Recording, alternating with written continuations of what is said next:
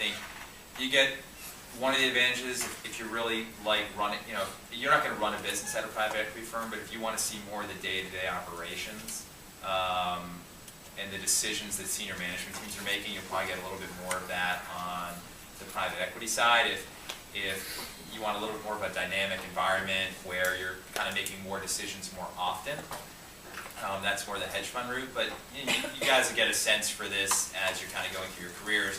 I think the one thing, and Bill and I were talking earlier, is even if this is something you're like, I really want to do private equity, I've read a lot about it, seems cool, don't overlook your experience wherever you are, consulting firm or bank or wherever you may be, because it's a very valuable experience.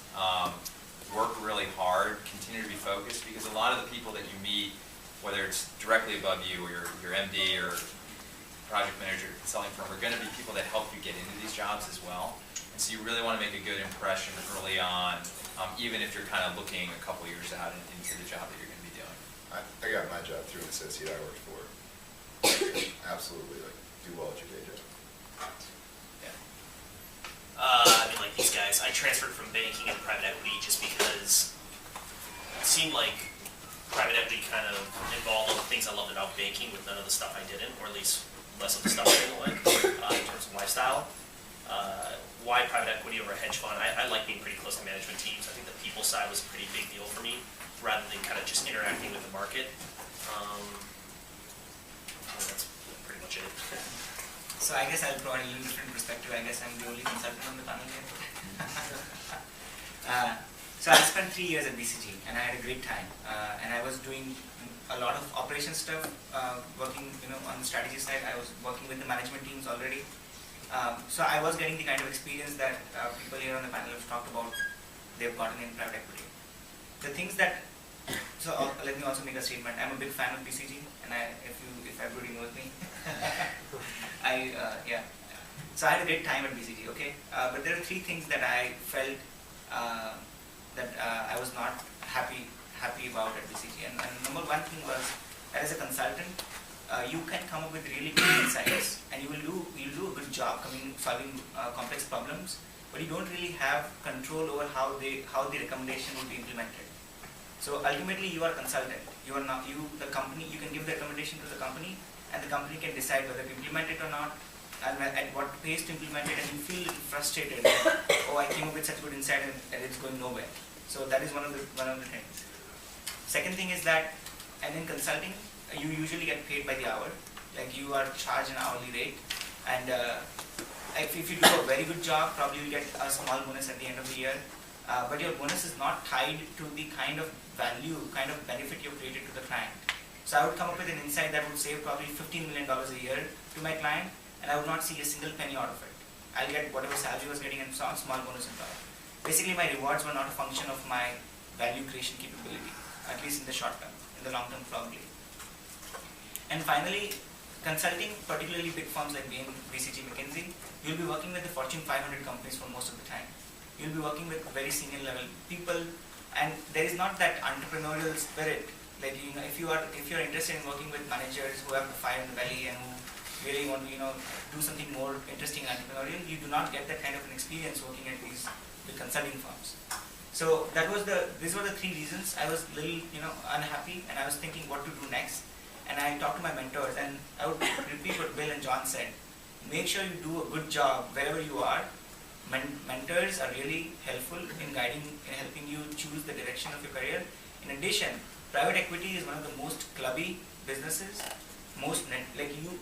Everybody knows everybody. It is a very small industry, and you need to have good recommendations from people you work, because they would not hire people without good recommendations.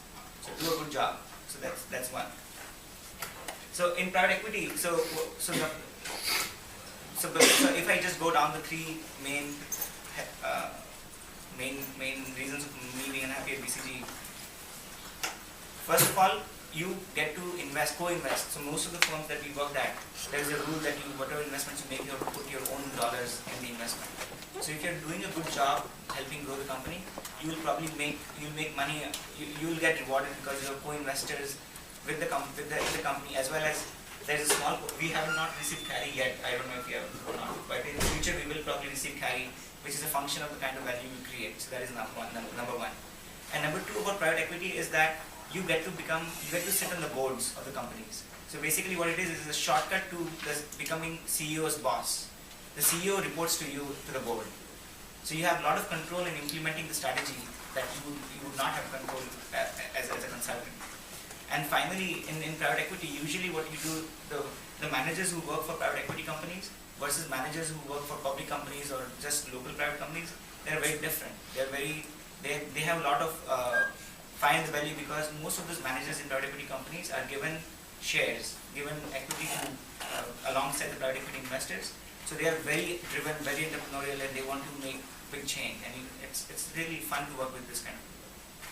Yeah, and lastly, that being said, I think all of us would agree we couldn't have succeeded in private equity without the experience we either got at BCG or, maybe Wharton kids can. Yeah, maybe Wharton kids can. Just the the mentorship you get. You don't really know what you're doing when you first come out, and so whether we all chose PE or hedge funds for this specific reason, I wouldn't have been comfortable jumping into that role without having done what I did first. And get good grades, because even interviewing for jobs 2 years out of college, they will ask about your grades. Well, that's about your SATs. They care. They care. Yeah. Even for interviewing jobs out of MBA. Like I got my summer internship, and then I pieced out. Don't do that. We'll ask about it. Yeah, keep that in because they ask us now. We're old. Can't change it. Sure. Can you talk about the recruitment and interview process and how you manage that with your analyst role to be able to interview and stuff? It's not like everybody does it. You get calls from the headhunters sometime towards the end of your first year. This is for the regular way, big name firms. There's a couple headhunters, analysts a year above you. Be nice to them. They'll give you the names. You'll meet with them. They'll call you. They'll set up interviews. It'll be a real pain. You'll probably pull a bunch of all-nighters. But your bosses will be aware of what you're doing. Yeah, I think it depends upon the group you're in too. So my group at JP Morgan was very open about this. They knew everybody was interviewing. They were supportive. They would put in recommendations and help you out. I'm sure there are other groups where it's very hush-hush, and you don't talk about it, and you just have to maneuver your way around. But it's not easy. But I think it's on the bank side and on your side. No one's really looking to keep people that long term. Very few people stay throughout their career. So whether it's 2 years, 3 years, most people are going through this process. There'll be plenty of people around. If you can utilize people in your group, do it because they'll all have relationships that'll be very helpful. I was more on the hush-hush side, so I actually just moved into that group, and 6 months later started recruiting for private equity positions, so they weren't going to be too thrilled to find out that I had signed up with them and I was going to bail. Luckily, though, it was a large group, and I had a lot of close professionals I worked with, so when it came time for recommendations and stuff, I had no problem just referring them to, tens, dozen people I worked with most closely. I just think it's more from a staffing point of view. You don't want kind of the people responsible for kind of the HR management of the group to really, or at least I didn't want them to get wind of that, just because I wouldn't be happy. But I did have the conversation before I left. It wasn't like I just didn't come into work one day. So Yeah, you can't say I have an interview tomorrow, can't work on this tonight. That's not going to fly, but you can manage it depending upon what your group is like. That also goes to the networking aspect, in that I had many calls from headhunters, which got me into very competitive processes where I did not have success, and where I ultimately got my job. It was actually through a Wharton MBA that I worked for, who I was not terribly impressed with, but went out drinking a lot with him, and we became friends. And he got me set up with an interview with one of his classmates who worked at JLL. And that was a non-competitive process where I got the offer within a day. So it goes to even if you might not think people are the most impressive, still show them a lot of respect and be nice to them. And you might be able to get you a great job. I think it's especially if they went to Wharton, they have friends who work at the firms you want to work at. There's always the person there's a couple people in every group. If you have a really strong relationship with one of the MDs or even the head of your group, you can let them know early, start 6 months in and be like, this is something I may be interested in down the road. I just want to be upfront with you. And to the extent you work your ass off and you have those people batting for you, I would think that's by far the easiest way to land a great job, because if a senior MD calls up one of his clients and is like, we've got a great kid here, I think he'd be a good fit for your firm. That goes a long, long way. Yeah. It's a lot longer than like headhunting and math Oh, class. yeah. And that was the case with me as well. I was approaching headhunters and I was going through that process, but ultimately the way I got my job at Riverside was because a BCG partner worked at Riverside, and my mentor, my BCG partner, he knew the guy, and he made a phone call for me, and I got the job. So But I think those are great examples, and that's what you should do. A lot of them are through headhunters. So yeah, a lot of them. it's like going through this again, not as formalized, but headhunters coming, taking 100 people, whatever the number is, 100 people.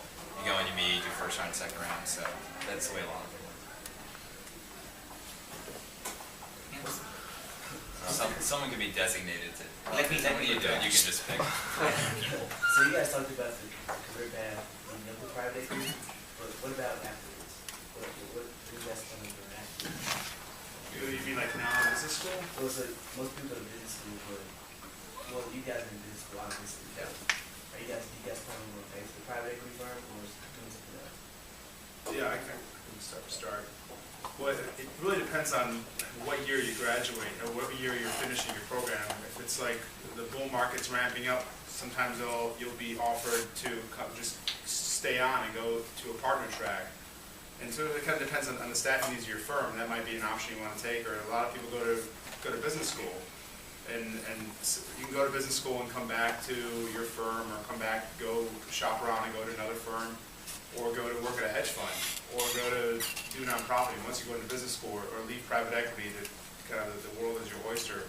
In my case, I left Avista in 2008, and so the things were ramping down. They said you can stick around, but things are kind of slowing down. So business school is probably a good option, and we can talk later.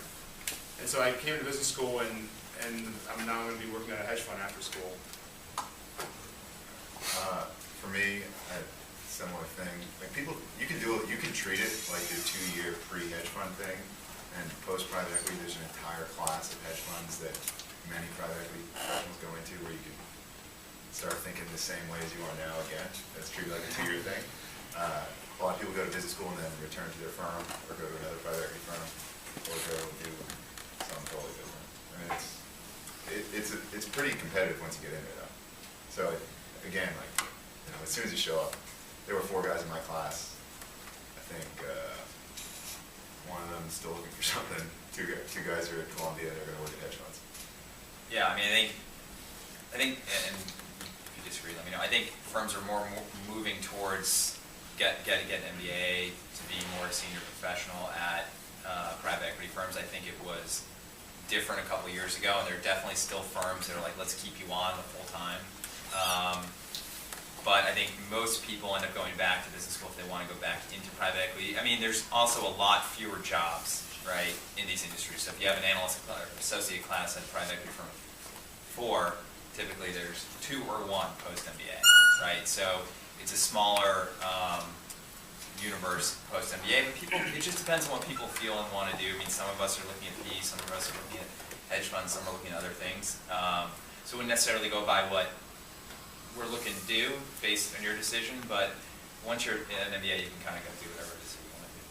Yeah, it's pretty far down the road from where you guys are, and everyone has their preference. I mean, some people are coming to business school to completely change their career trajectory.